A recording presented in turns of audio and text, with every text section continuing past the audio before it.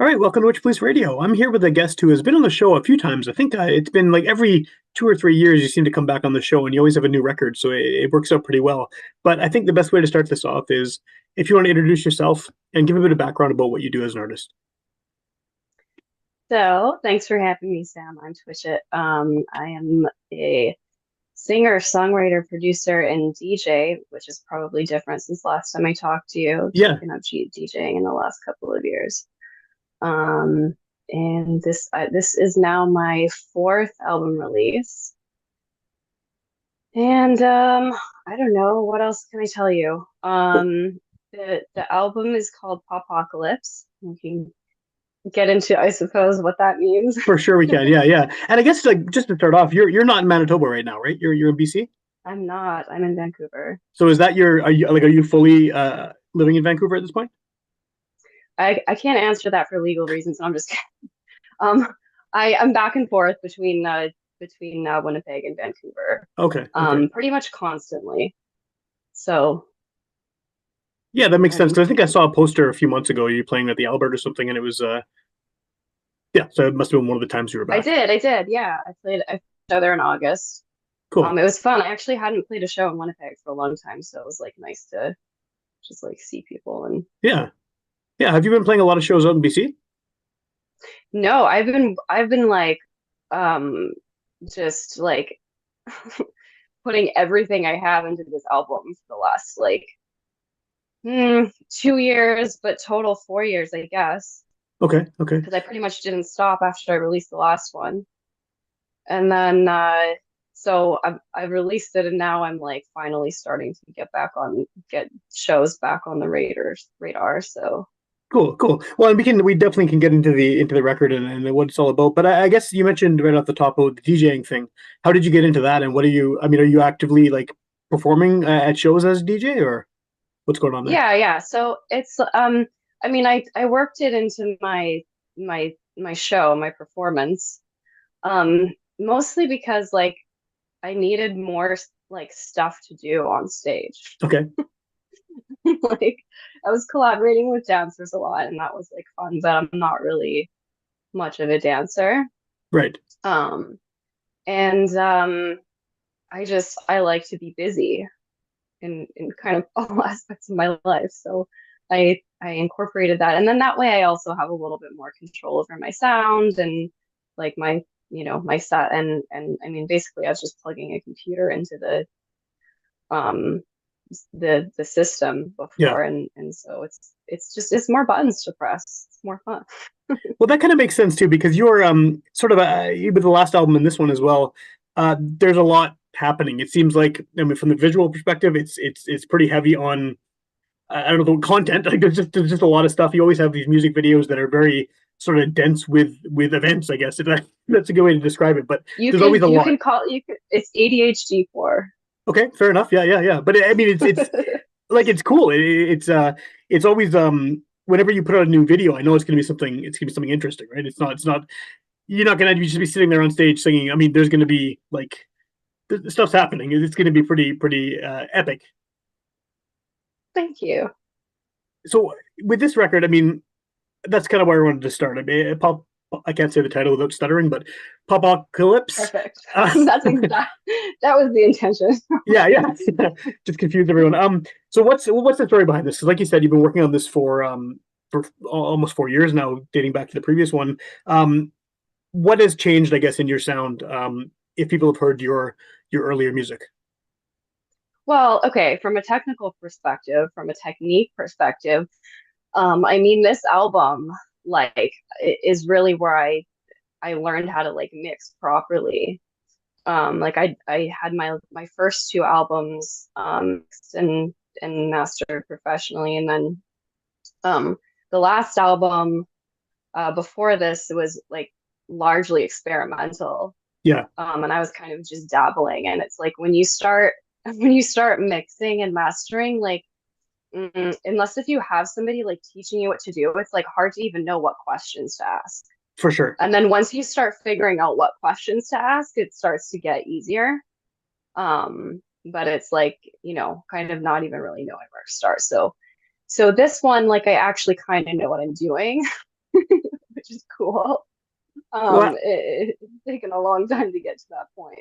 does that, I mean, is it just that you're more comfortable and you can kind of do it quicker now, or more sort of making the choices that are going to work?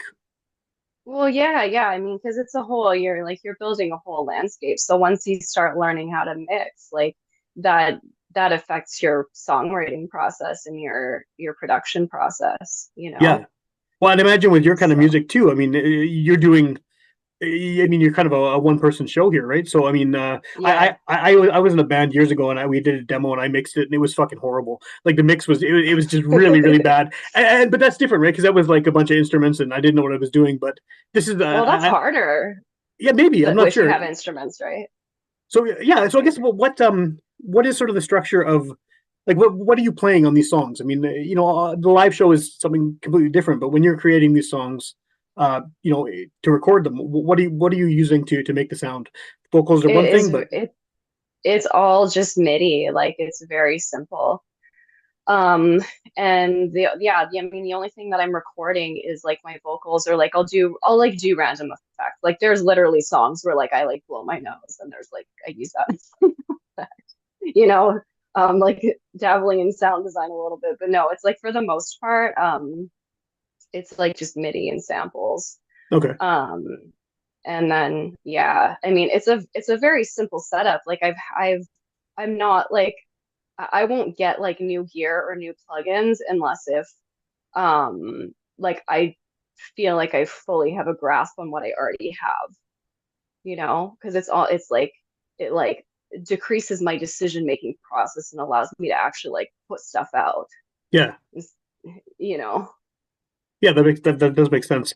So I mean, the album cover for this is typically like I was saying, your imagery and your visuals are always very big, and they're very technological. Kind of seems to be technology seems to be a vibe throughout the past few videos you've done and album covers. What is the story behind sort of the I'm going to say apocalypse, the theme and the title You and said everything else there. Yeah, I said it twice now. I'm good. I'm good. I got it. it.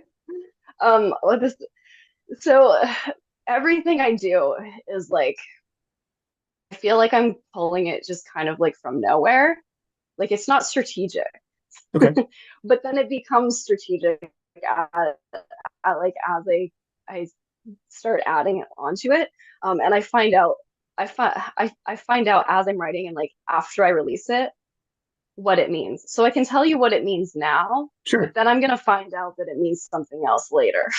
Well, what does it mean now then? I guess yeah. That's So okay, so this is funny because the last time we talked, it was COVID. yes, And you were like, "What's the next album going to be called?" or something like that. And I was like, "It's going to be the soundtrack." Or you said something like, "It's going to be the soundtrack to the end of the world." And I was like, "It's literally going to be the soundtrack to the end of the world." Like that's the plan because I had actually already written the title track at that okay, point, and so I knew like vaguely what the theme was going to be. Um, and so it was kind of like just pulling from that like COVID energy of kind of like reevaluating our lives from, I mean, a technological perspective, sure, but also just from like an existential perspective, and like so many people I know, for example, quit drinking, and just kind of like taking a moment to like reflect and like see like what kind of we've created in society. Um, Now, okay, some time has passed since then. Some reflection has gone out the window. Um, but um, the music industry is changing. Obviously, it's changed a lot in the last. It's continuing to change a lot. absolutely, Um, and what I kind of like see and foresee, and I mean, take this with a grain of salt. This is my opinion. This is not academically sound information. Um, but like I foresee people kind of um wanting to abandon fame culture. Does that make sense? it does. Yeah, and I think that leading up to COVID anyway, that was sort of a big that whole culture was what everyone was aiming for, right? It seems like everyone was trying to get Exactly. their 15 minutes however they possibly could, and that's an interesting idea that it's being. Do you feel like it's kind of going away now? I wouldn't say that it's going away, but I think that it's coming to a point where like we're realizing as a culture like what we've like created with these like gods in celebrities. Um and like and so and like as a musician and an artist, it's like difficult to deal with that because like to me success is like if I put out something that I really like and something that my friends really like and I get to book shows and I get to get paid for what Yeah, I'm good at and people care about to say um but there's kind of this like larger expectation from people around us as musicians that like if uh success for them is if like we are a household name, yeah, you know. And so it's kind of that like also speaking to that struggle. It's like uh, I don't want to. I'm not aiming for that. Like to be famous, like to household name level is like you're you're basically a slave to to culture and to people's perceptions of you yeah. You don't have and the to the freedom to industry at large. you don't have the freedom to do whatever the hell you want because people have expectations, right? Exactly. So with all of this, I mean that subject matter, and then the idea of the soundtrack to the apocalypse, and all of these things we've been talking about. I mean, COVID, all of that has the potential, I think, to result in very bleak art. And I think a lot of people post COVID have put out a lot of, or especially during COVID, a really, really kind of downer and dark and bleak music and art and writing. But I don't think this is a bleak record. Like it sounds very it I don't think happy is the right word, but it doesn't sound like it's not a downer. Like it's a very upbeat album, even though you're tackling sort of these existential questions. Yeah, well, yeah, and I mean it's because well, creation and destruction is a cycle. Destruction is a part of creation, right? So if we just sort of something becomes, obsolete or destroyed, it gives way for something else to come up, you know. Right. And so sort of another theme that like relates to this is the topic of AI in music and in art.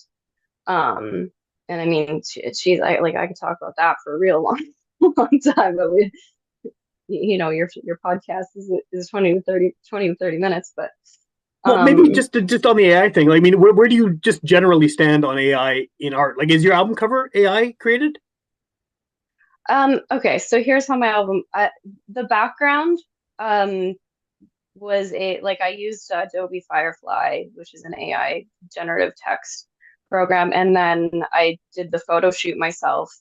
I did anything that's like not like I basically drew on the background Okay. myself, and so it's like I used it as a tool, but like the idea is mine, and it took an awful lot of work to make that album cover.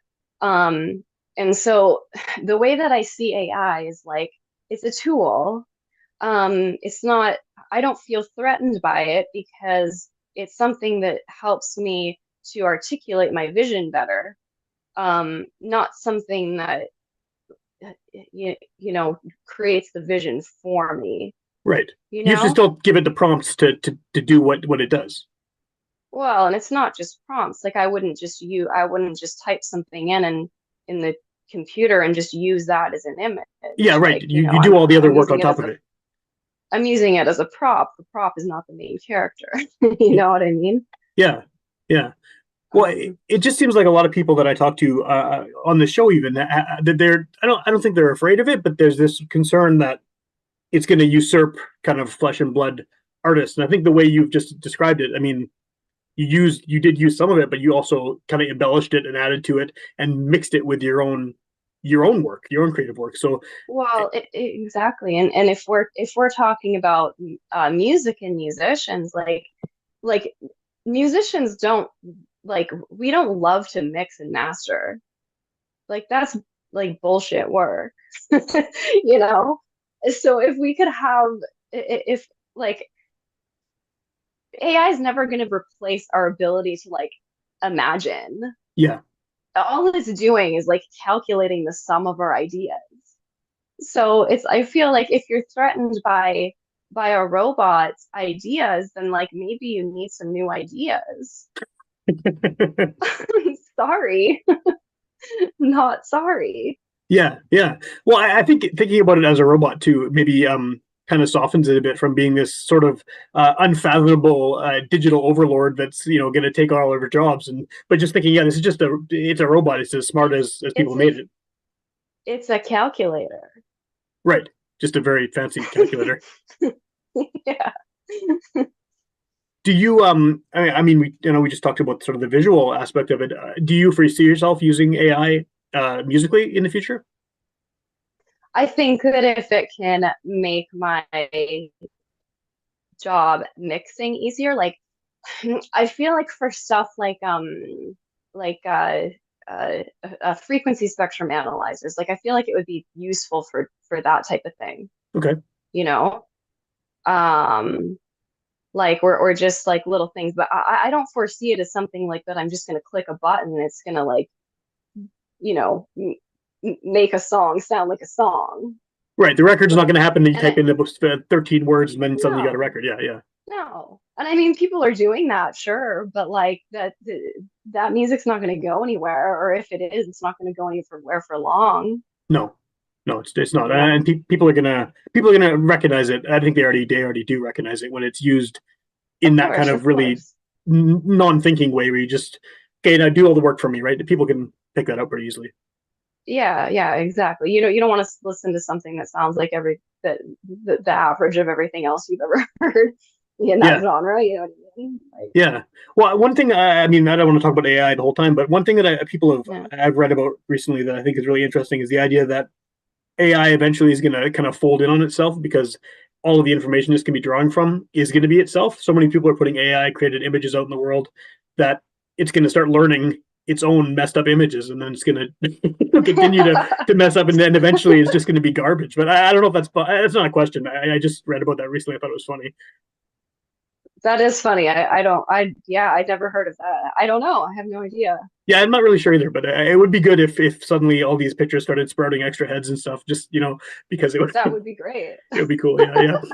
Yeah. So what's sort of the plan with this record now that it's out? I mean, you've had these songs for quite a while that you've been working on. Finally, the record is here. People can hear it. Are you hoping to play more shows? What's sort of the goal in the near future? I am. Yes. Yeah, I'm like I'm I'm trying to find the time to book shows actually. So if anybody wants to book me, um I no, I've just like hired a friend to start booking some shows for me, and I'm working on the PR stuff like slowly but surely. Yeah. Um, but it's Well, like it's a full-time job, you know? totally, totally. Yeah. I guess like what is have you found sort of a community in Vancouver that sort of fits what you do? Because what you do is I think hard to pin down a little bit. So do you It know sort really of is. It really yeah is. So well, long story short, like yes and no. I know of like less than a handful of artists that like kind of fit with my overall sound and yeah aesthetic. So so I mean, no, not really. But the thing is, like, I don't really care. I'm not like a glued to any sort of like path. You know, yeah like I've opened for metal bands before doing like singer-songwritery pop stuff. Like I don't care. You know, it's like if I like the people that I'm doing a show with, that's all that matters to me. yeah yeah. Well, when you come back to Winnipeg, I mean, like you did that show in August and everything. Is that any different as far as figuring out where to play, or is it the same kind of idea where you just want to play with people who are cool and they'll probably be into what you do? Yeah, yeah, exactly. And I mean, like, I not even necessarily that what I do is their favorite thing, but I just like getting together and like supporting each other as artists, you know.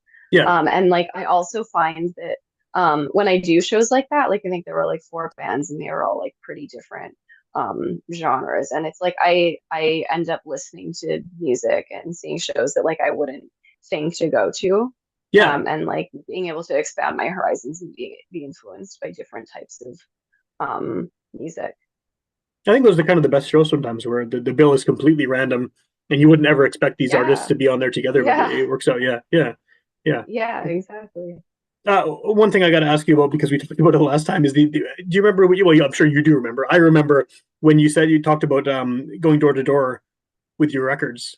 Um, that I don't think that's gonna be the same promotion this time around, but like that was it was a different idea, right? Like a very unusual way to sort of market yourself. Are you still trying to think of ways to sort of get your music out there in maybe a non-traditional sense? I am. And actually, I did actually have a brief stint with the door-to-door stuff in the summer because I just like needed to go like talk to people. Yeah, Um, but yeah, I mean, there like stuff has stuff has changed. Like marketing is constantly changing. yeah, And you do have to find like creative ways to get it out there. Um, but I don't know. Like it's just become such a monster to market your music online now that it's kind of like unless if you have, a team yeah, like like 100 like meme accounts putting out, quirky little stuff about your record. It's like how do you get people to care about your music en masse? yeah. Like the people who care about my music are like people I know in real life for the most part, so I don't know. It's the door knocking thing isn't scalable, but the online marketing thing is just a giant. So it's like, okay, how do I kind of find this like in between space is kind of where I'm at right now I think a lot of people are in terms probably of in the same boat. marketing anyway. Yeah, Yeah, yeah, yeah. yeah, for sure. Well, and on top of everything else, there's the ease of releasing music has changed so much that now everybody is putting out music constantly. I imagine the amount of releases that have happened in the past 10 years compared to the 10, 20 years before that has got to be extreme because Yeah, everyone has a computer and you have got a couple little pieces of equipment, you can make a record.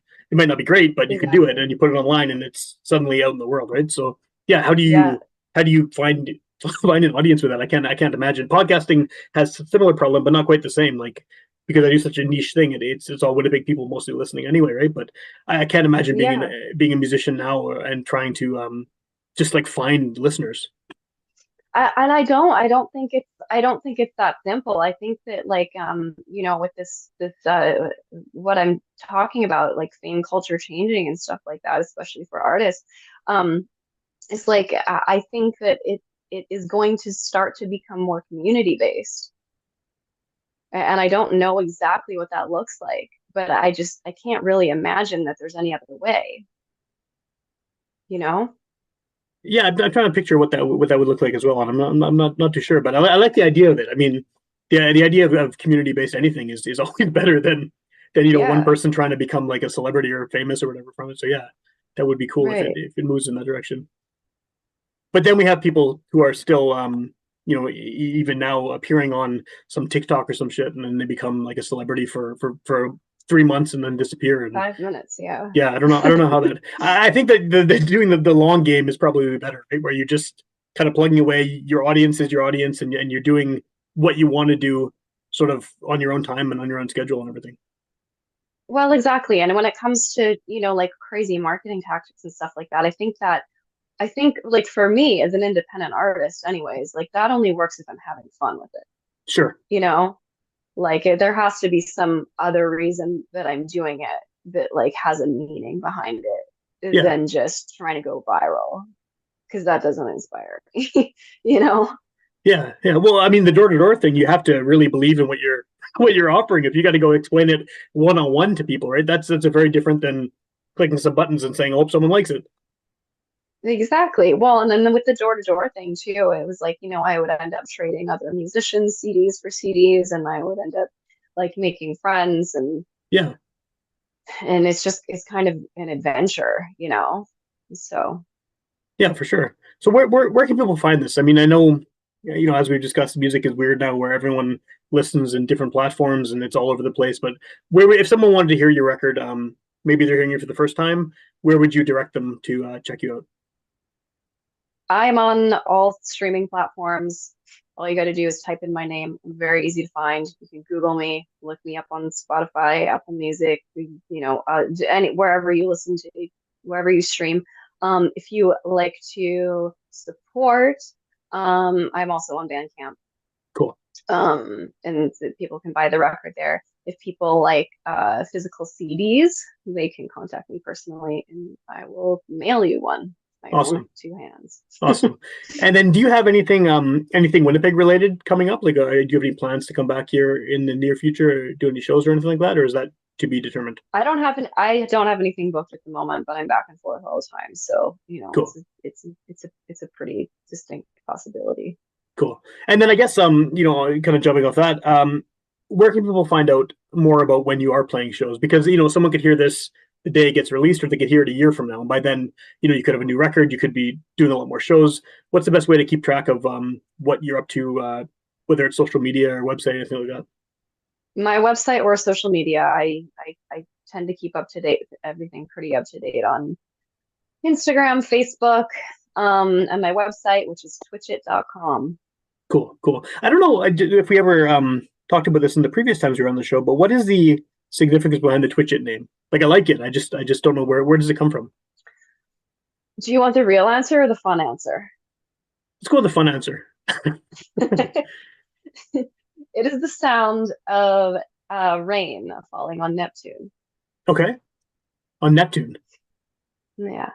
How do you know what that sounds like? So Neptune rains diamonds. And I imagine if the diamonds were falling on the ground, it would be like.